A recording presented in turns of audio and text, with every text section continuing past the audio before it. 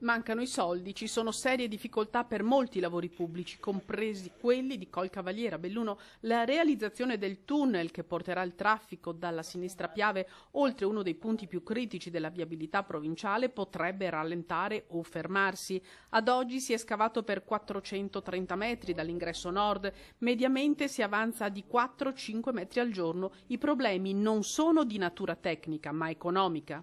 Il governo nazionale non ha ancora trasferito alla Regione del Veneto neanche un euro di tutti i soldi per le grandi opere. Per i bellunesi vuol dire il rischio che i lavori, come quello per Colcavaliere, possano subire ritardi, perché è ovvio che a lungo andare, se le imprese non ricevono i soldi, dilazieranno i lavori, oppure addirittura potrebbero anche smettere di lavorare in quei cantieri per i quali Veneto Strade ritarda i pagamenti.